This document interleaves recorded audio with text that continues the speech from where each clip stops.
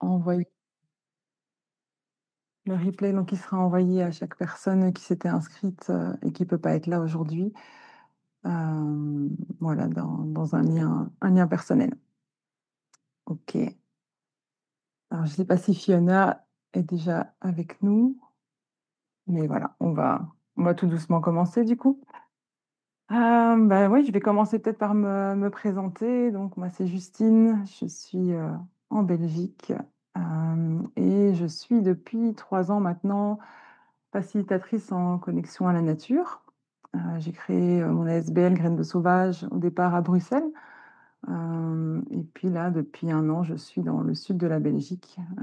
J'étais attirée par les grandes forêts qu'il y a par ici, pour pouvoir continuer, mon travail de connexion et d'être un peu plus dans le sauvage qu'en ville. Voilà. À côté de ça, je suis aussi maman à plein temps de 2 petits garçons et je suis aussi artiste sur le côté où je fais de l'illustration, et je suis en train de faire mon premier livre pour enfants. Donc voilà, je suis pas mal occupée. Alors, ben, voilà ce qui nous amène, à nous réunir aujourd'hui. Moi, j'avais vraiment à cœur de communiquer sur ce sujet-là, donc le sujet de la conférence sur 3 piliers pour des familles connectées. Au fur et à mesure du temps, de mon travail, voilà, je vois certaines choses. J'ai commencé par travailler surtout avec des enfants puisqu'au départ, moi, je suis kiné, j'étais, spécialisée en polyhandicap, chez l'enfant. Donc j'ai l'habitude d'être en contact avec les enfants depuis très longtemps, quand j'ai commencé mon travail dans la forêt, j'ai commencé, voilà, par les enfants et les stages et j'ai vu à quel point c'était, «facile» entre guillemets de connecter ou de reconnecter parce que malheureusement déjà certains enfants ne sont plus, voilà, plus assez connectés à la nature. Mais de les connecter à la nature en 2 jours dans la forêt, c'est reparti. Ils ont retrouvé leur marque et voilà, ils sont bien là où ils sont. Mais j'ai vu assez rapidement que, ben, le, le bienfait s'arrête si, il y a pas une continuité après, au niveau, ben, de l'école, au niveau, des parents, des adultes qui accompagnent ces enfants. Et donc je pense que c'est bien de connecter les enfants à la nature, mais c'est aussi important de sensibiliser les adultes qui vont autour pour les enfants et puis pour les adultes eux-mêmes qui, bah, bien qu'on en parle un peu moins, en ont besoin aussi. Donc voilà, ça vient de là et puis le côté, bah, d'être maman, de sentir, voilà, le manque de communauté et puis d'être facilitatrice et de voir autour de moi aussi d'autres, facilitateurs ou instituteurs, éducateurs et de voir à quel point on transporte tous des traumas et le fait de ne pas en être conscient, apporte un grand risque de transmettre ça dans notre façon d'être et heu et voilà, donc l'importance de prendre en compte ça, de prendre en compte les traumas qu'on a vécus pour soi-même, mais aussi pour tout ce qu'on véhicule autour de nous. Donc bah, pour moi, le tout premier point, donc c'est ce qui m'anime le plus, c'est la connexion, profonde à la nature. Et alors pour introduire ce point, j'aime bien raconter, une histoire que John Young raconte qui est celle-ci qui dit qu'il y a très, très longtemps, les lions mangeaient beaucoup, beaucoup d'entre nous. Beaucoup d'entre nous. Et ça, c'est une histoire que Hanama, je crois que ça se prononce comme ça, c'est une langue assez spéciale avec des clics, donc je ne sais pas trop la faire, mais on va l'appeler Hanama, qui est un ancêtre, parce qu'il est décédé il y a quelques années maintenant, San Bushman du Kalahari. Et c'est une histoire qu'il raconte aux enfants autour du feu. Donc il rassemble tous les enfants du village, il les fait asseoir et il raconte juste cette histoire-là. Donc c'est vraiment très court.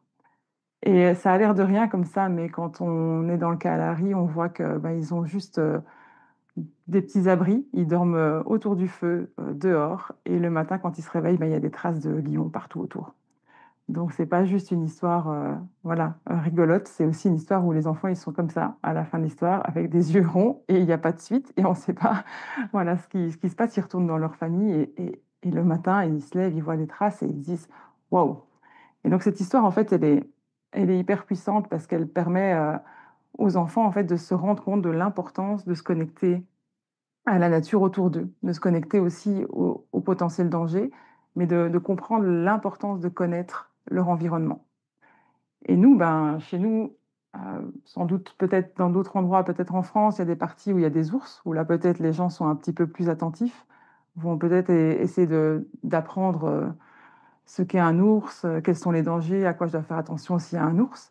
Mais nous, par exemple, ici dans mon coin de Belgique, il y a, pour ainsi dire, zéro danger, à part peut-être les tiques. Alors on fait un petit peu attention aux tiques, on s'habille, etc. Mais on n'est pas en danger de mort en allant voilà, se balader dans la nature.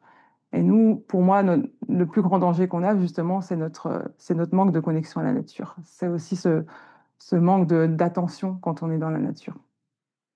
Et donc, ça me permet d'introduire ce syndrome qu'on appelle le syndrome de manque de nature, que Richard Louv a mis en avant dans son livre Le dernier enfant des bois, pour expliquer qu'en fait, on a tendance à croire que la nature, elle est juste là autour. On la voit, et c'est joli, c'est un beau décor. On n'a plus le temps d'aller dedans. On vit dans notre petite maison, on va au travail, on monte dans notre voiture. On n'a plus vraiment le temps. Et quand on va dans la nature, on y va plus pour, voilà, pour décompresser. Mais on oublie en fait que cette nature, elle est essentielle pour nous. C'est pas juste un hobby, c'est pas juste comme aller faire du badminton. Le badminton, c'est génial, mais on peut s'en passer. La nature, elle est là autour, mais on peut pas s'en passer. Il faut se rappeler que c'est elle qui nous fait respirer, qui nous fait manger, qui nous apporte tout ce dont on a besoin et qu'en fait, on en fait partie. Parfois, quand je demande aux enfants, on parle des animaux, puis on parle des mammifères, et je demande parfois, est-ce que nous, on est des animaux? Il y en a qui me répondent, non, on n'est pas des animaux. Ah bah si, en fait. Et on oublie, les enfants aussi oublient qu'on est des animaux, nous aussi. Et donc, dans ce syndrome de manque de nature, on voit il y a plusieurs choses qui se passent du fait que les enfants sont plus aussi en connexion avec la nature. On voit qu'il y a plus de stress, de dépression, de la myopie aussi, le fait de plus faire fonctionner notre œil de loin, loin après, d'être plus sur des feuilles, sur des écrans à lire ou à être voilà, sur des écrans. Il y a des addictions aux technologies. On voit de plus en plus et de plus en plus jeunes des enfants face à des écrans et les conséquences que ça a. En fait, on ne se rend pas compte à quel point c'est nocif, les écrans à un jeune âge comme ça où le cerveau est en plein développement. Il y a des troubles de développement, des troubles sociaux, des troubles de comportement. On voit aussi plus d'obésité, de l'hyperactivité. Alors ça, ouais, j'en entends souvent parler. Moi, en tant que kiné, je travaillais aussi avec les psychomotes, je travaillais aussi avec des enfants avec des retards de développement, de l'hyperactivité, entre autres. Et je trouve qu'à l'heure actuelle, on en entend beaucoup parler. Je vois beaucoup d'enfants où j'en entends, voilà, quand ils viennent à des stages, ah oui, ben, il est en hyperactivité, il y a des problèmes, TDAH, etc. Et je vois parfois ces enfants-là qui sont étiquetés comme ça. Et oui, c'est sûr qu'il y en a qui ont vraiment un trouble, voilà, profond, cérébral peut-être. Mais il y en a d'autres où ben, c'est juste une agitation, en fait, parce qu'ils ont beaucoup moins la possibilité d'être dehors. On leur demande d'être assis sur des chaises toute la journée et c'est pas physiologique pour un enfant de vivre ça. Et quand je les vois une semaine dans la forêt, ben, je vois que cette hyperactivité, elle est à bon escient, en fait. Elle est là pour découvrir, pour courir, pour jouer. Mais quand on les fait asseoir pour lire une histoire, ils sont tout à fait capables. Hier encore, j'avais un petit garçon de 5 ans. Je dois faire une carte sonore où il doit s'asseoir, écouter les sons et dessiner. Mais cet enfant qui est tout le temps agité le reste du temps, ben là, il était assis, il était posé, il faisait sa carte, il dessinait.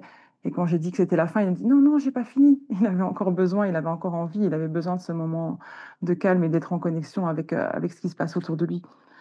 On voit aussi, et c'est assez marrant, dans le syndrome de manque de connexion à la nature, l'intolérance aussi des parents à tout ce qui est saleté, bruit, bazar dans la maison. On sent que c'est plus autant accepté. On a besoin, en fin de journée, on rentre, on est fatigué, on a besoin que les enfants, en fait, qu'ils soient juste calmes à se poser là. Mais c'est pas, c'est pas ça un enfant. Et donc, on a besoin aussi de faire ça, comprendre ça, de comprendre ce besoin. Et que parfois, ben moi, on l'a vu avec notre fils, mon plus grand, il a 6 ans et demi, et c'est un maximum de 2 heures à l'intérieur. Au-delà de 2 heures à l'intérieur, c'est l'explosion. Donc voilà, on sait qu'à ce moment-là, il faut qu'on sorte, on va dehors, on va jouer, on va faire quelque chose, et on va, soit des jeux calmes, ça marche aussi, mais d'aller à l'extérieur, d'aller en contact avec la nature. Et un des gros points aussi, c'est la déresponsabilisation face au futur de la planète. Le fait de ne plus être en contact assez avec la nature, ben, on se déconnecte de ça et on voit plus la conséquence de ce qu'on fait. Et on le voit à l'heure actuelle. On le voit avec ce qu'on a fait de cette planète et comme on continue encore, encore et encore, alors qu'on sent qu'on est déjà arrivé à une phase critique parce qu'il n'y a plus cette connexion. Et dans les études, on voit vraiment au Royaume-Uni, ils ont étudié le cas de ce manque de connexion à la nature et ils disent que 3 enfants sur 4 va moins dehors que des prisonniers, donc moins d'1 heure par jour dehors. Donc c'est une épidémie, quoi. C'est vraiment quelque chose qui, il faut qu'on contre ça et qu'on ramène voilà, cette nature dans le quotidien parce qu'elle a vraiment énormément de bienfaits. Donc, on voit les méfaits du manque de nature, mais il y a aussi énormément de bienfaits, rien qu'au niveau de la motricité des enfants, leur capacité à entrer en interaction, la compassion, d'avoir aussi cette relation plus à la nature, la résistance aux maladies. Les enfants qui sont beaucoup plus dehors, ils sont beaucoup plus résistants. Et on peut le voir aussi chez les adultes, hein. Les arbres, ils ont des molécules qu'on appelle des phytoncides. Ce sont des molécules qu'ils relâchent en cas d'agression, en cas de danger, pour se prévenir les uns les autres ou pour repousser une agression. Et ces phytoncides, en fait, on a remarqué qu'ils amenaient des bienfaits chez l'être humain. Donc, juste d'aller se balader en forêt, ça amène quelque chose au niveau de notre physiologie. Et c'est aussi bien des améliorations de l'humeur, un travail sur le stress, tout ce qui est anxiété. Ça va diminuer les inflammations et ça va aussi augmenter parfois la cicatrisation des plaies. Donc c'est vraiment magique, quoi. Maintenant, on voit de plus en plus des médecins ou des pays ou des communes qui vont prescrire de la connexion à la nature pour des gens qui sont pas bien dans leur peau parce que voilà, c'est pas juste une personne qui se sent bien dans la nature, c'est tous en fait. On a tous besoin de ça. Et dans certaines études, ils ont montré que juste le son, d'écouter des bruits de nature ou juste de voir, on met les gens devant un écran et on voit du vert, en fait, juste des arbres, etc. Ils ont étudié le cerveau, les ondes cérébrales pendant ce temps-là et on voit que ça calme en fait. On voit quelles zones ça vient activer et que ça vient calmer la personne. Donc c'est voilà, c'est pas juste une idée d'une personne qui trouve que la nature c'est génial, mais c'est voilà, on en fait partie en fait, et on a besoin de ça pour se sentir bien. Donc une fois qu'on a conscience de ça, on peut se dire ben oui, en fait, je vais essayer de mettre ça dans mon planning, et c'est pas un truc en plus à faire avec les enfants ou pour soi, mais c'est un truc qui va nous amener beaucoup plus de bienfaits pour la suite, et c'est une bonne habitude à prendre. Et alors, si on en vient à la connexion profonde à la nature. John Young, donc, on va en parler juste un petit peu après, qui est une personne qui a fondé les Eight Shields, le modèle des Eight Shields ou de la connexion profonde à la nature. Il a, euh, il a répertorié 4 niveaux de relation à la nature. Et donc, le premier niveau, si on veut, on peut commencer comme si on commençait au niveau de la terre et on descend vers les racines. Le premier niveau, c'est un niveau le modèle éducatif. Donc, c'est celui qu'on connaît voilà, le plus. On va apprendre la nature. Donc, on va aller suivre des cours. Par exemple, ici en Belgique, on a la formation Guide Nature, qui est un cycle de 3 ans où on va vraiment aller dans chaque famille, étudier par cœur, et il y a un examen, etc. On reçoit un diplôme à la fin. On va aller faire des balades, par exemple des balades sur les plantes sauvages où on va nous dire celle-là c'est ça et on nous donne plein d'indices, d'explications sur cette plante. Voilà, on va étudier la nature. C'est quelque chose qui va rester vraiment plutôt au niveau cérébral.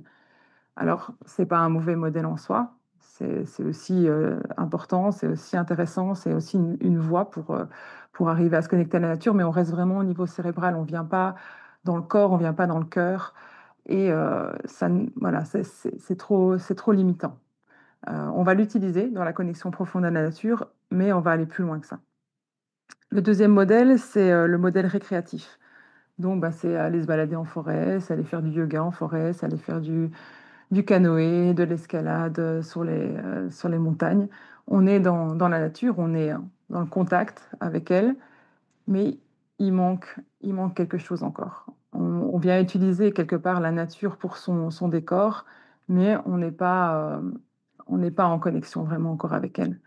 De nouveau, c'est un modèle qui est aussi intéressant, qui a sa place, qu'on va utiliser en connexion profonde à la nature. On va aller jouer, on va aller faire du canoë, et cetera. Mais il y a quelque chose de plus qui est présent. Et donc le troisième modèle, c'est celui de la connexion à la nature. Et donc la connexion, c'est quand, par exemple, vous allez aller, je donne toujours cet exemple, vous allez aller vous promener en forêt, vous êtes fin de journée, vous êtes discret parce que vous êtes tout seul, et d'un coup, au milieu du chemin, il y a un renard qui passe, et il s'arrête. Et au début, il regarde un peu, il vous a pas vraiment vu, vous vous arrêtez, et puis il tourne la tête et il vous regarde, et vous êtes là, à un moment là de silence et d'éternité comme ça, où il y a le temps qui s'arrête, vous vous regardez dans les yeux et sans doute que dans la tête, on se dit, oui, peut-être il n'y a rien, parce qu'on est tellement waouh qu'il ne se passe rien, mais peut-être qu'il y a une partie de nous qui fait waouh, il y a un renard, il n'y a personne à qui je dois le dire, j'ai envie de le dire à quelqu'un, il est là. Ou une partie qui fait aussi oh mon Dieu, il y a un renard, qu'est-ce que je suis censée faire? Est-ce que je dois courir? Est-ce que je dois partir? Et apparemment, le renard, il vous regarde et il y a quelque chose qui se passe aussi dans sa tête. Oups, il y a un humain, qu'est-ce que je fais? Je me fige, il m'a vu, est-ce que je fuis? Et il y a vraiment ce moment voilà, qui est super, quoi, de connexion à la nature. Et quand c'est terminé, quand le renard est parti et que vous rentrez, ben, tout ce qu'on a envie, c'est de le partager. Et c'est à ce moment-là que le quatrième niveau va avoir lieu ou pas. Est-ce qu'il y a quelqu'un qui va être là pour réceptionner ça?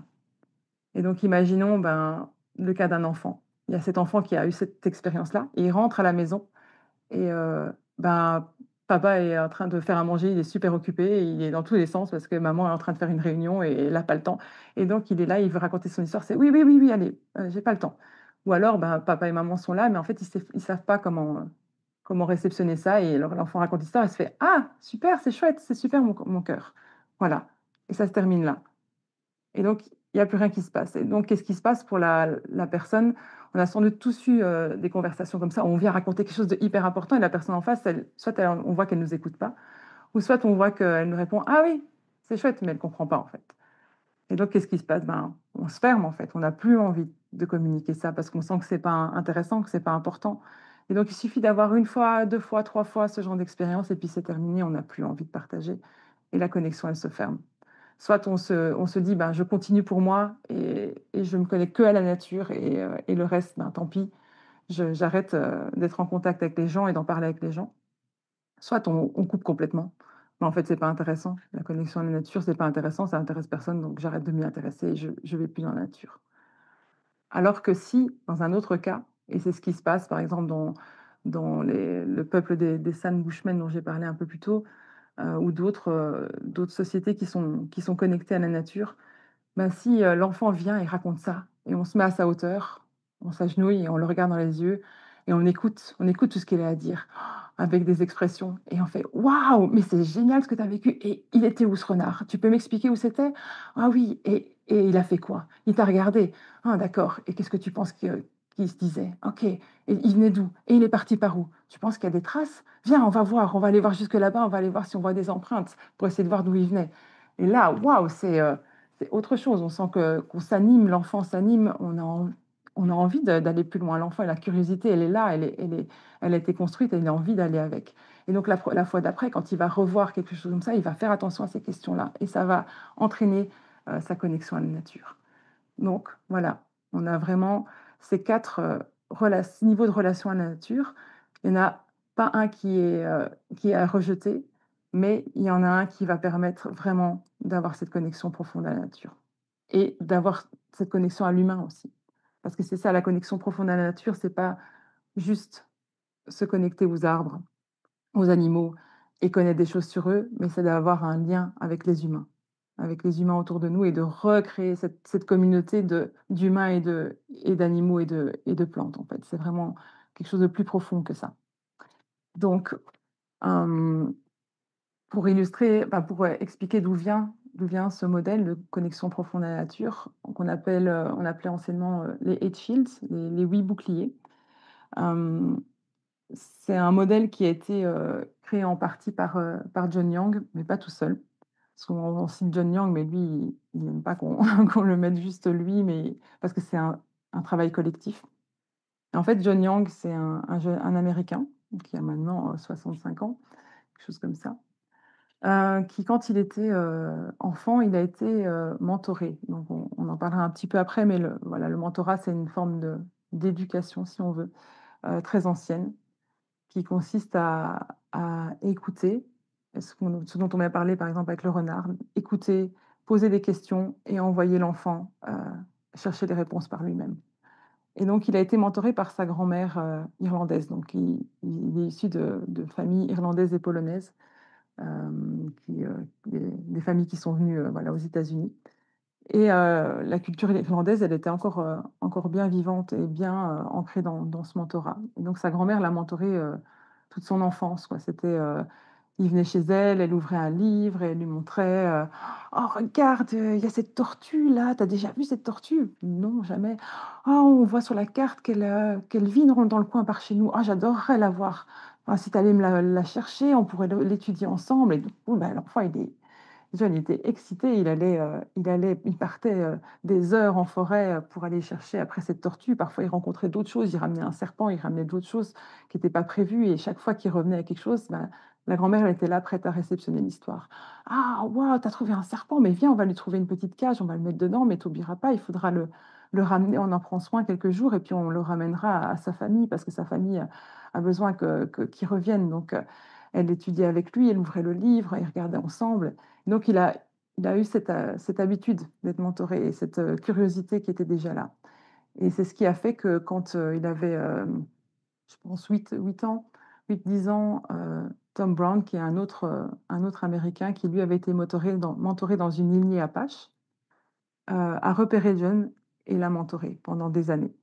Et donc, il a vécu, tout ça, toutes ces choses-là de connexion à la nature, à apprendre à faire du feu, à vivre, à faire des abris où il pouvait, dormir dedans toute la nuit, heu, toutes des choses, heu, par le jeu, par des expériences chouettes avec cet Américain, avec Tom Brown, hem et il s'est pas rendu compte, en fait, qu'il apprenait des choses, qu'il savait tout ça. Et quand il est parti à l'université il a étudié, il a fait l'anthropologie et le naturalisme en même temps. Et il s'est rendu compte qu'il savait des choses que personne ne savait, il ne comprenait pas. Lui, John, il était capable, il voyait passer, il entendait un oiseau, crier, là et puis il savait dire que, ben, dans 5 minutes, il y a un groupe d'humains qui allait arriver et les gens le regardaient: «Mais qu'est-ce que tu racontes? C'est n'importe quoi, personne ne peut faire ça» et puis le groupe d'humains arrivait et les gens disaient: «Mais enfin, comment tu fais ça?» Et toutes ces choses l'ont questionné. Il s'est dit: «Mais comment moi je sais tout ça?» Et donc avec ses études d'anthropologie, il a décidé d'aller étudier, certaines tribus et donc en partie, les San, les Bushmen du Kalahari, qui eux, ont voulu, participer à ça. Quand John leur a expliqué en fait comment nous on vivait, chez nous, ils étaient, dépités, ils étaient tristes, ils disaient: «Mais non, les gens ne peuvent pas vivre comme ça, c'est pas possible, on doit t'aider à ramener ça, à cette connexion à la nature, c'est pas possible». Et donc, en partie les San, en partie, certaines personnes des Premières Nations, de la nation des Haudenosaunee, ont aidé John à créer, vraiment ce modèle, d'autres Américains aussi, à créer ce modèle des Hitchhills. Et donc c'est une approche, comme on le voit dans tout ce que j'ai illustré, qui vient apporter un lien fort avec la nature. Pas juste, des connaissances, mais un lien concret. Il est basé sur les cycles de la nature. C'est pour ça qu'on parlait des eight shields au départ, les 8 directions. Maintenant, il parle plus de pétales, comme une grande fleur, voilà, où, chaque pétale va avoir sa couleur, va avoir, ses attributs qui vont être développés en fonction de ce qu'on va travailler dans ce pétale. Il y a des attributs, donc, par exemple, l'empathie, l'écoute profonde, la joie de l'enfant. En fonction de ce qu'on va faire, c'est ça que ça va développer chez l'humain. C'est toutes des qualités humaines qu'il a retrouvées dans tous ces peuples qui sont là, dès bébés jusqu'à 99 ans, ils sont présents. Alors que chez nous, ils sont plus là, ou un petit peu, ou parfois chez l'enfant, puis ça disparaît. Ou il y en a un qui s'allume de temps en temps, comme ça, comme une une petite lumière de Noël, mais voilà, ils sont plus là tout le temps. Et donc ces attributs sont développés en pratiquant des routines de connexion comme, ben, la place médecine qui est vraiment le centre, la s'il y a une routine à pratiquer, c'est celle-là, la place médecine ou le sit spot, c'est d'aller s'asseoir, le plus souvent possible au même endroit, dans un rayon de 100 pas et d'apprendre à connaître cet endroit, tous les jours, toutes les saisons, à des heures différentes et de connecter avec les êtres qui sont là, l'arbre qui va être là, le rouge-gorge qui vient manger à chaque fois à telle heure, on voit qu'il est là, des empreintes, on sait que, ben, là, il y a une famille de blaireaux et que si je vais à telle heure, ben, je peux les voir sortir et d'apprendre à se connecter vraiment à eux et au fur et à mesure, les êtres aussi de cette place se connectent à nous et de nouveau, pas juste s'arrêter là, mais de pouvoir partager ça avec les autres, à travers le mentorat, à travers la l'écoute profonde, d'avoir quelqu'un et ça, c'est là où c'est le plus compliqué, c'est d'avoir quelqu'un qui est capable d'avoir le temps d'écouter nos histoires.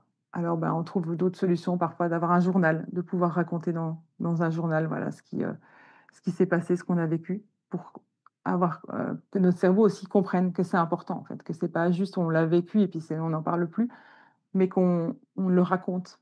Parce qu'en le racontant de nouveau, il y a quelque chose qui va s'intégrer au niveau du cerveau. Donc au moins de l'écrire, ça va apporter, cette connexion profonde. Et donc, comment est-ce qu'on peut, amener ça dans nos vies? Hem, ben, simplement, déjà par commencer par cette routine-là, heu, qui est pas simple, hein. C'est pas simple parce qu'on a l'habitude d'être toujours, à fond, en mouvement, on a plein de choses à faire. Se dire d'aller s'asseoir pendant 20 minutes comme ça, à rien faire, au début, c'est difficile. Il y a une espèce de pulsion à avoir et c'est pour ça que c'est plus facile d'être à plusieurs, de se motiver à plusieurs. Moi, quand j'ai commencé tout ça, heu, j'étais convaincue du bienfait, mais j'arrivais pas à aller sur cette place médecine. Je trouvais pas la motivation, «Qu'est-ce que je vais aller faire là?» et puis d'être là, ouais, qu'est-ce qui se passe?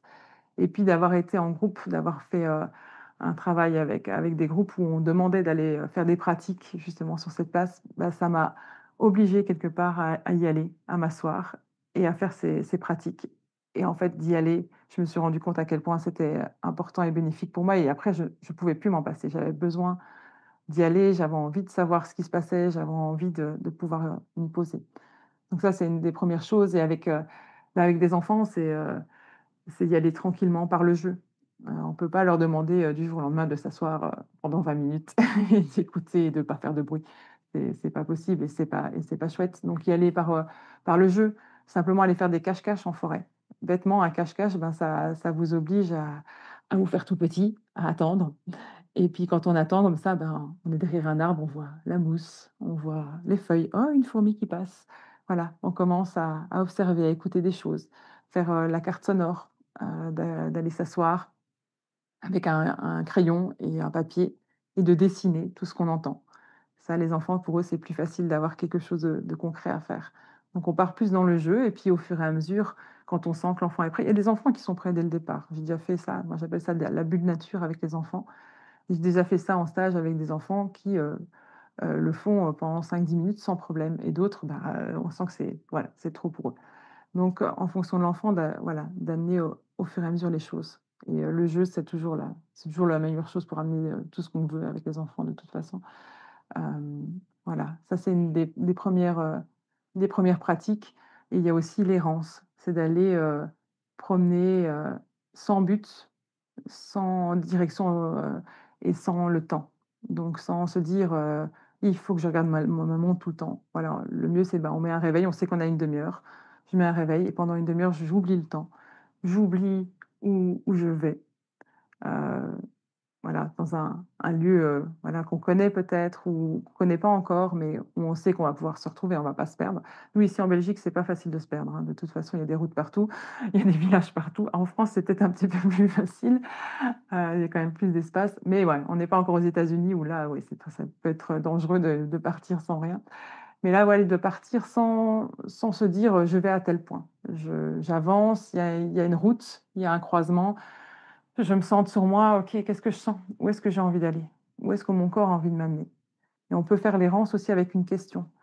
Je pars dans la forêt et j'ai envie de voir un animal. Par où est-ce que je vais si j'ai envie de voir un animal? Sans, voilà, sans être trop précis. Moi, des fois, quand je fais ça, je me dis: «Voilà, où est-ce qu'il va être le prochain animal que je vais voir?» et je respire, je viens me poser là et je laisse juste mon corps et je sens parfois comme ça, comme le corps il balance ou je sens une tension, quelque chose qui me tire vers un côté et je vais par là et puis hop, je vois un oiseau. Voilà, ça peut être simplement ça et donc juste ces 2 pratiques-là, c'est déjà, des pratiques qui vont nous emmener dans le monde plus sauvage et dans cette connexion à la nature et qu'on peut faire, facilement avec les enfants. Donc ça, c'était pour le côté connexion profonde à la nature. J'ai aussi fait un petit fascicule, qui s'appelle «Besoins de nature» qui est, en gratuitement sur mon site, que je pourrais vous mettre aussi dans les liens, suite à la conférence, où je parle de ces niveaux de connexion, des bienfaits de la nature et puis où je donne quelques pratiques, quelques jeux comme, le jeu «Retrouve mon arbre» où on se bande les yeux, on amène quelqu'un toucher l'arbre et puis à revenir, les enfants, il y en a certains, ils sont fans de ça, il faut faire pendant des heures, ils adorent. Heu, Simplement d'aller dans les sens aussi. Avec les enfants, c'est chouette, faire un parfum de forêt, mélanger plein de choses. Ils sont tout contents. Toi, tu viens sentir, tu sens rien, mais ils ont senti, ils savent ce que c'est. Voilà, tout des choses dans les sens, c'est une bonne porte pour les enfants, pour aller là-dedans. Et moi, du coup, avec Graines de Sauvage, j'ai créé 2, 2 propositions, heu, en ligne à distance pour, justement pour, la reconnexion, à la nature. Il y a Éveil des sens qui est plus dirigé, vers les adultes, qui vient vraiment faire le tour de la roue des 8 directions, pour se reconnecter chaque fois à un sens avec des pratiques à faire, des questions après comme un petit journal à remplir, pour pour le tout le tour et puis une séance, de mentorat, voilà en Zoom où on s'appelle, où voilà la personne, vient parler de ce elle a vécu pendant tout ce cycle, ou en plein milieu du cycle parce qu'elle a une difficulté, c'est dur d'aller à la place médecine, elle a besoin de se faire motiver. Donc, on s'appelle, on dépose, on en parle et on retrouve la motivation d'aller jusque-là. Donc, pour moi, c'est la meilleure porte d'entrée, c'est l'essence, voilà, vraiment de venir se reconnecter, à ça, à écouter. Quand on commence à écouter, après, on entend tellement de choses. Quand on commence à regarder, au départ, moi, quand je connaissais pas nature, ben, pour moi, un arbre, c'était un arbre. Je voyais du vert partout en forêt. C'était pas très intéressant et puis une fois qu'on commence à connaître tous les éléments, on les voit, en fait. On apprend une nouvelle plante, bah, comme par hasard, elle est partout autour de nous, c'est complètement dingue. On apprend le chant d'un oiseau, on l'entend partout, et on entend tous les chants après. Alors qu'il y a du bruit, ben, on l'entend quand même malgré tout, même en pleine ville. Donc on voit à quel point on n'utilise pas assez nos sens. Donc il y a ce programme-là, et il y a un programme sur lequel je suis en train de travailler qui devrait être fini dans quelques semaines si j'arrive à avancer avec les enfants. C'est, Vers la connexion. C'est un programme en 3 modules, un sur les sens, un plus sur, toutes les espèces et un sur toutes les routines, de nouveau autour de la roue, mais plus dirigé pour les familles, avec, des pratiques à faire en famille et puis chaque fois des jeux. Chaque fois un jeu qui va avec chaque thème pour, amener, heu, amener cette connexion-là, en famille. Voilà pour, la partie connexion, à la nature qui est vraiment la plus dense. Hem, Ensuite on arrive au deuxième pilier qui est celui de la culture, la régénération culturelle, qui va avec, en fait, la connexion profonde, hein. Quand on parle de la connexion profonde, c'est souvent reconnexion à la nature, à soi et aux autres. Donc c'est vraiment recréer la culture et la première question qui se pose, c'est quoi la culture, en fait? Parce que, ben, il y a la culture, musicale, par exemple, hein, voilà, on parle souvent de la culture, c'est d'aller au théâtre, d'aller, au cinéma, la musique et cetera. Mais qu'est-ce que c'est, en fait? Pour la culture, quand on prend la définition, c'est ce qui est commun à un groupe d'individus. C'est ce qu'on partage en commun. C'est ce qui soude un groupe et donc à l'heure actuelle, dans notre société en tout cas, on a peut-être encore des cultures familiales et ça dépend encore, d'une famille à une autre. Mais on n'a plus de culture de groupe, même dans un village, en fait. On est tellement tous différents. On a tous notre façon de voir les choses, de vivre la vie, d'élever les enfants, de manger. On n'a plus quelque chose en commun et c'est là que c'est difficile et c'est notre société qui le crée aussi, puisqu'on n'a plus le temps. On part, le matin, on dépose les enfants à l'école, on va vite au travail, on rentre, on va rechercher les enfants, on fait à manger. On n'a plus le temps déjà de nous-mêmes, prendre le temps pour nous de se construire, de construire quelque chose, mais en plus d'aller avec les autres. Moi, je vois bien, dans notre famille, on est assez spontané, on est plutôt du genre à faire: «Ah, qu'est-ce qu'on fait aujourd'hui?» On invite un tel et en fait, on se rend compte, les gens, ils sont tous occupés, il y a un agenda, on doit attendre 3 mois pour se voir parce qu'on a tous tellement de choses, en fait et donc c'est difficile de créer, quelque chose en commun dans ce système-là. Mais pourtant, on a vraiment besoin de cette culture et de cette communauté avec cette culture en commun et on s'en rend d'autant compte quand on devient parent, en fait. Une fois qu'on devient parent, on se rend compte que, waouh, faire ça tout seul, ouf, ça c'est dur et ça a pas de sens, en fait. Ça n'a pas de sens. On se retrouve, surtout les mamans, parce que les papas sont un peu en congé et puis ils retournent travailler et puis, ben, eux, ils vont aller au monde extérieur, ils sont en contact avec les autres. On se retrouve maman à la maison avec un tout petit bébé. On n'est pas formé. On se retrouve face à ce petit être-là, on nous a pas appris comment faire, comment est-ce qu'on s'en occupe. C'est pas il y a plus personne, il y a plus, personne à côté de nous pour en prendre soin avec nous, pour nous aider. On doit aller prendre une douche, ils hurlent, on sait même pas si on peut se laver avant la fin de la journée. On essaie de faire à manger et c'est impossible. On doit se lever alors qu'on saigne encore, c'est enfin, ça n'a pas de sens et puis ils grandissent et on a des enfants et on est tous face à ces enfants avec, toutes ces difficultés d'éducation, on ne sait plus comment faire, comment on y arrive tout seul, en fait et en fait, c'est pas possible, c'est juste pas possible. On nous fait croire qu'on est censé y arriver. Il y a d'autres parents, ils ont l'air, waouh, de briller. Les enfants sont magnifiques, ils sont tout propres, ils sont tout beaux, ils sont tout gentils, tout polis. En fait, non, c'est un mythe.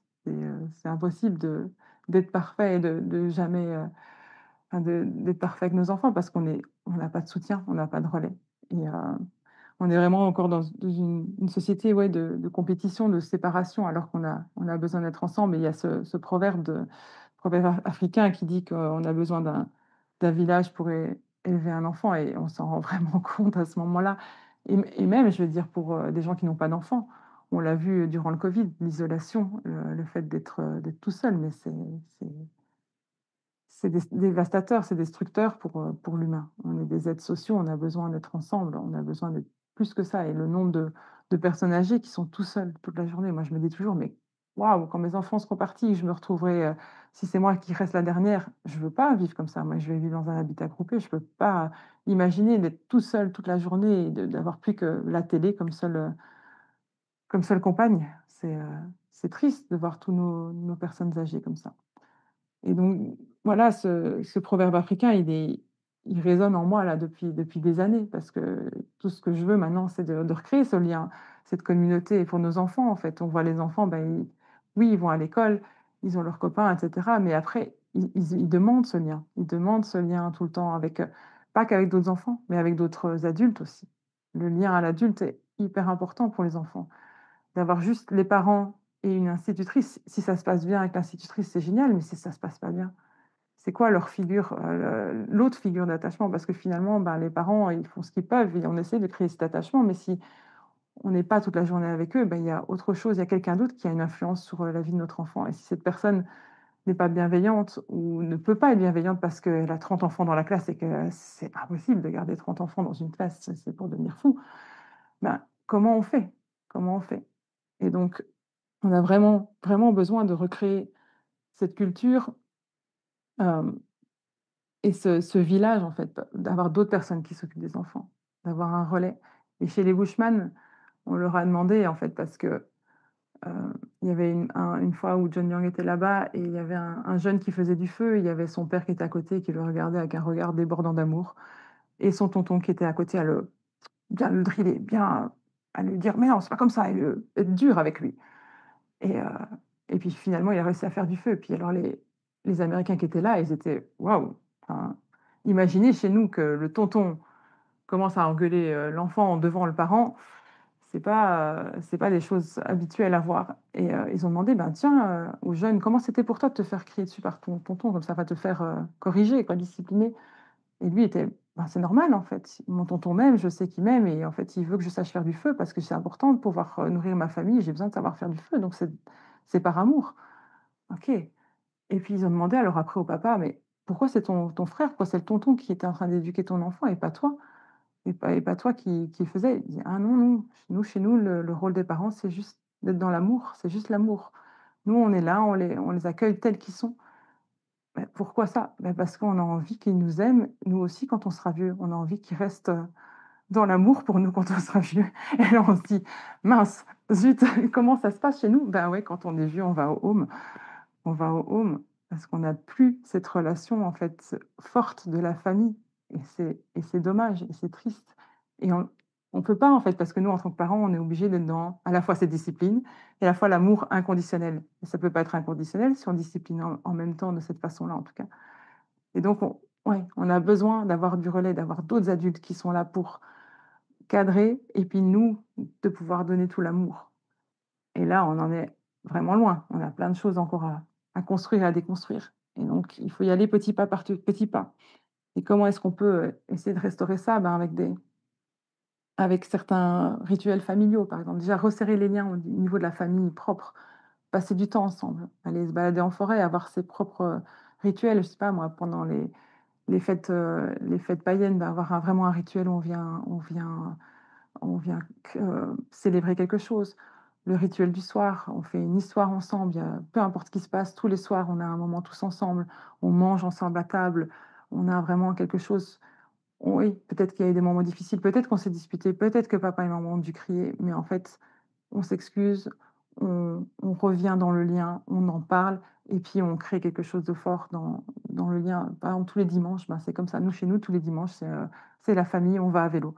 On va rouler à vélo tous ensemble, on va en forêt, on fait quelque chose tous ensemble, peu importe ce qui se passe. C'est, c'est un moment à nous, à la famille et ça, c'est important d'avoir quelque chose propre à chaque famille, mais voilà, de lien, heu, à un moment précis, mais que ça soit ritualisé. Pour les enfants aussi, c'est important d'avoir, quelque chose, de clair, que la famille, elle est importante et qu'il y a quelque chose qui se qui est fort dans ce lien-là. Et puis après, bah, il y a la famille plus étendue, bah, d'avoir voilà, de recréer du lien avec la famille plus étendue. C'est pas toujours facile. On n'a pas la même vision des choses que nos parents, que les grands-parents. Peut-être on n'a pas la même façon d'éduquer. Mais ils ont eu leur vie, ils ont leur propre bagage, leur propre trauma et de voilà, d'essayer de aussi de les éduquer quelque part, hein, de pouvoir leur dire: «Bah, non, en fait, nous, on fait pas comme ça. Nous, on fait pas de la punition», par exemple. Heu, bah, voilà, quand il y a quelque chose qui va pas, on accueille, on en discute, on parle des émotions et puis, on apprend, on chemine ensemble, mais on punit pas. Et donc voilà, c'est en recréant ce lien avec les familles avec notre famille qu'on peut aussi changer certaines choses et de recréer ce lien parce que parfois on a aussi besoin d'eux, ils ont besoin de nous. Il y a quelque chose qui est important aussi dans ce lien étendu à la famille. C'est pas toujours possible. Parfois, on a des familles très toxiques et il vaut mieux couper le lien quand c'est comme ça. Mais voilà, recréer du lien avec le village, avec les gens autour, par exemple avec des potagers partagés, faire une fête du quartier. Nous, on avait fait là, cet hiver, on avait fait une fête du quartier pour l'hiver, on avait fait un petit feu là dehors, tout le monde est venu apporter un petit truc à manger et on apprend à se connaître. Quand on est arrivé ici, on a emménagé, ben, moi j'ai fait des petits cupcakes, on a été, sonner à chaque porte et se présenter, donner un petit gâteau et voilà, on a une vieille dame qui habite un peu plus haut de chez nous, ben, parfois elle nous donne des choses du potager, nous on lui amène une tarte, si elle a besoin de quelque chose, on lui fait une course, elle passe, dire bonjour aux enfants, voilà. Il y a il y a du lien qui se retisse, ça prend du temps, ça demande un investissement, mais de faire les choses au fur et à mesure. Hem et voilà et d'aller peut-être plus loin. Il y a des gens qui ont vraiment une communauté dans le sport. On voit la communauté, des gens qui sont, les footballeurs, bah, ils ont leur équipe. Il y a cette communauté-là aussi qui peut jouer. Parfois dans le boulot, on peut être très proche avec des collègues. Voilà, il y a plein de façons, les habitats groupés, de vivre ensemble et c'est pas facile parce que, bah, de nouveau, il faut qu'il y ait une culture commune et il faut se mettre au clair dès le départ. Quelle est la culture? Qu'est-ce qu'on veut faire ensemble? Qu'est-ce qu'on veut véhiculer? Mais voilà, il y a plein de petits pas, de petites choses à faire pour retisser cette communauté et créer, ben, des activités, des choses ensemble. Heu, moi, je donne, une journée famille une fois par mois et j'aimerais avoir plus. J'aimerais lancer des choses plus, mais c'est voilà, ça prend du temps. J'aimerais créer des groupes de famille, 1 fois par semaine. Mais voilà, c'est des choses qui prennent du temps à tisser parce que le temps qu'on se rende compte de l'importance de ça et d'être ensemble en forêt, de se rassembler autour du feu, de raconter des histoires, de chanter ensemble. Tout ça, c'est, de jouer ensemble. Le jeu, il y a rien de tel. J'ai fait une activité, une balade famille il y a 2 semaines. Au début, les gens se connaissent pas, on commence par un jeu, ça force tout le monde à se mettre dedans. Au début, on voit que tout le monde est un peu, un peu, sur la réserve et puis après on se laisse aller dans le jeu et puis on termine le jeu et puis les gens hop, hop, hop, tout le monde papote ensemble, on fait la balade tous ensemble et tout le monde se sent bien. Voilà, il y a plein de façons d'amener ça. Hem et rapidement, ben, dans la culture, dans cette culture, commune, je me forme actuellement à ce qu'on appelle le Evolve Nest, le nid évolué qui est le résultat du travail d'Archia Narvaez, qui a pu repérer 9 composantes qui permettent en fait, à notre espèce que notre espèce a fondamentalement au départ, pour bien se développer. Et ça vient, par exemple, une des composantes, ça va être la l'accueil, de la grossesse et de l'accouchement. Quelque chose d'apaisant, de pouvoir mettre au monde et de pouvoir, avoir une grossesse sans stress et dans quelque chose de bienveillant, de calme. C'est, l'allaitement, un allaitement, non écourté, long, le plus possible. Ce qui est difficile de nouveau dans notre société quand on demande, aux mamans d'aller retravailler à 3 mois, alors que l'OMS dit maintenant qu'il faut allaiter jusqu'à 2 ans. Et si on regarde les peuples autochtones, c'est plutôt 4-5 ans. Ben, on voit que c'est pas compatible, en fait. Comment c'est possible de de dire que c'est ça qui est bénéfique pour l'enfant et puis de le faire retravailler les mamans à 3 mois? C'est pas possible, c'est une déchirure. Cette semaine, j'ai dû aller travailler et me séparer pendant 5 heures de mon enfant qui va avoir 1 an, mais j'ai le cœur explosé. Et je me dis: «Comment font ces mamans qui, à 3 mois, doivent retourner travailler? Comment font ces pauvres bébés?» C'est terrible ce qu'on fait. Ce qu'on fait à nos bébés, ce qu'on fait à nos mamans, à tout ça, c'est pas possible. Et c'est déjà là-dedans, on nous sépare. C'est là-dedans qu'on crée la séparation et pas le lien. On devrait pouvoir rester avec son bébé et avoir des groupes d'autres mamans et de vieilles dames et qui tous ensemble et de passer des journées où ça blablote dans tous les sens et on peut donner le bébé à une des mamans et aller se prendre un bain et ouais, c'est ça qu'on doit retrouver. Et donc dans ces composantes, bah, il y a le jeu des enfants avec des différents enfants d'âges différents. Il y a, des rituels pour réparer quand il y a eu des choses difficiles. Quand on demande aux San Bushman combien de fois ils font des rituels, ils disent au moins 1 fois par semaine et quand il y a eu quelqu'un qui est mort, c'est tous les jours. Tous les jours des rituels, on se rassemble, on est ensemble et tous les soirs, ils se rassemblent autour du feu. Pour les Bushman, c'est plus important quand ils vont chasser, ça sera plus important de ramener une histoire que de ramener à manger. S'ils rentrent sans histoire, c'est pas possible parce que le soir, c'est autour du feu, c'est ce qui va tisser le lien et c'est le lien, ensemble social qui les tient en vie. Parce que s'ils étaient pas ensemble, ils vivent dans un climat qui est tellement, comment est-ce qu'on dit ça? Enfin, hostile, c'est le désert, c'est du sable partout, il y a pas d'arbres, il fait chaud, il y a c'est terrible là où ils vivent. Donc si ils ont pas cette connexion, en fait, c'est ça à la base de l'humain, si on n'avait pas cette connexion tous ensemble, on n'aurait pas survécu face à tous les dangers qu'il y avait autour de nous. Et donc ça reste à l'intérieur de nous. On a ces besoins-là. Et donc le le nid évolué, c'est aussi quelque chose que j'ai envie de pouvoir partager, dans certaines formations une fois que j'aurai terminé vers la connexion, là, dont je parlais, les modules, pour les familles, je m'attaque à celle-là, régénérer une culture de lien, où je viendrai apporter, toutes ces choses au niveau des éléments culturels parce que John Young a mis au point, une liste et des audios de 64 éléments culturels, 64 choses qui nous relient, comme, ben, bêtement la place médecine, ça va nous relier, ben, à la nature, comme j'ai dit, mais aux autres en venant raconter notre histoire. Les jeux, l'humour, le chant, tout ça, tous ces éléments culturels qui vont nous rassembler et le nid évoluer. Et alors, comme je l'ai dit au tout début, ben, le dernier point, c'est les traumas. C'est être informé des traumas, c'est tous les bagages qu'on transporte. Parce que je l'ai vécu dans certaines formations où j'étais, en contact avec des facilitateurs et peut-être que, voilà, il y a une certaine sensibilité qui fait que je ressens ça et que peut-être d'autres gens n'en sont pas conscients, mais il y a des choses qui se véhiculent. On véhicule des choses de toute façon, qu'on le veuille ou non, tout ce qu'on a vécu, on le transporte, mais quand on est facilitateur, éducateur, instituteur, on a une responsabilité par rapport à ce qu'on transporte, à ce qu'on véhicule et on doit être conscient, heu, de ça, des traumas que nous on transporte et des traumas qui sont en face de nous. Parce que les réactions des gens, les réactions des enfants, parce que malheureusement, ben, on peut déjà être traumatisé dès l'enfance, hem, elles sont véhiculées, elles sont guidées par les traumas qu'on a.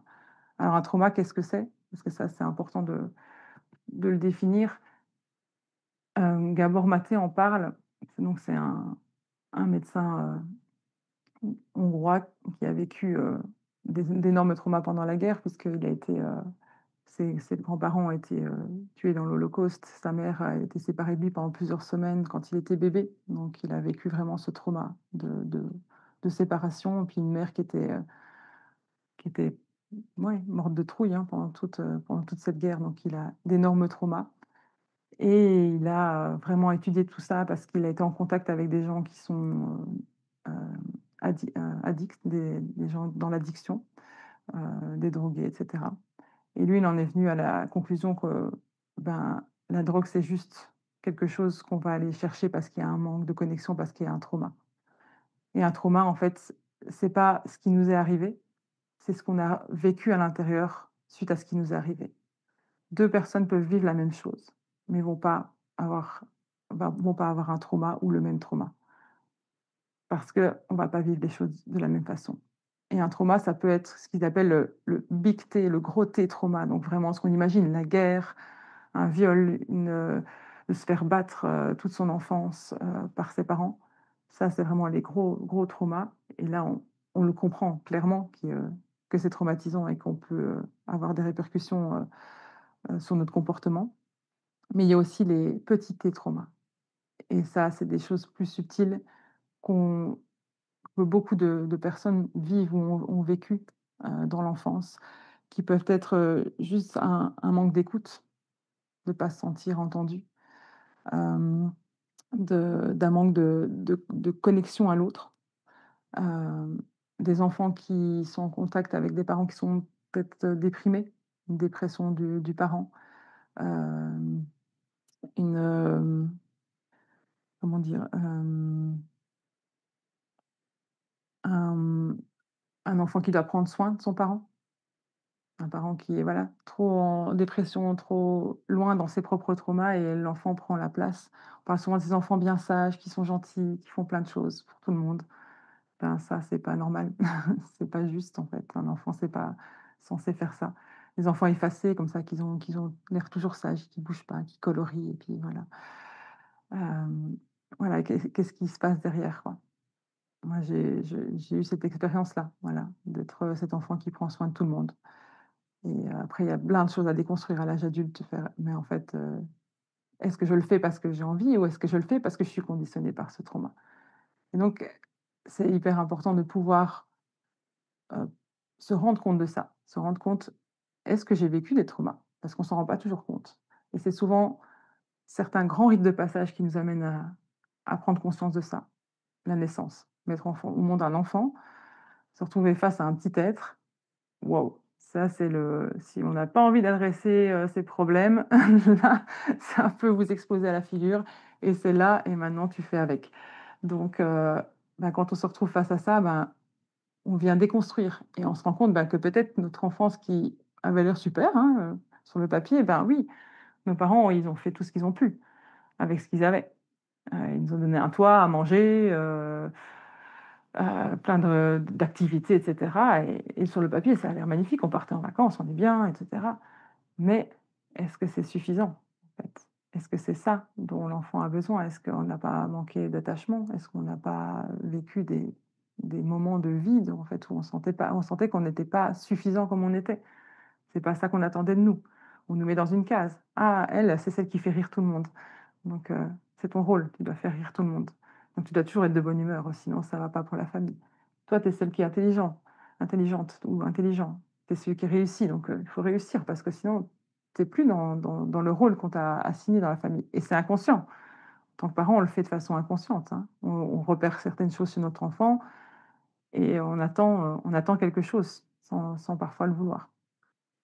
Donc ça, voilà, pour moi, c'est important d'avoir cette prise de conscience.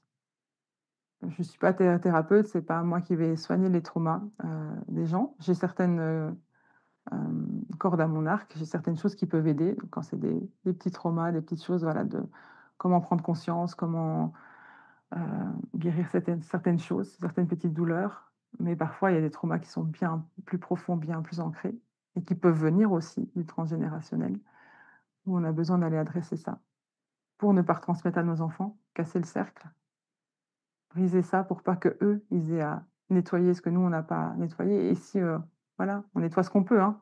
C'est sûr que parfois on n'arrive pas au bout de ce qu'il y a, mais petit à petit, si on arrive à nettoyer, ben, on transmet pas ça aux autres générations et puis si on a un rôle, un métier de voilà, de transmission, de facilitateur, ben, de pas transmettre ça aussi dans notre travail.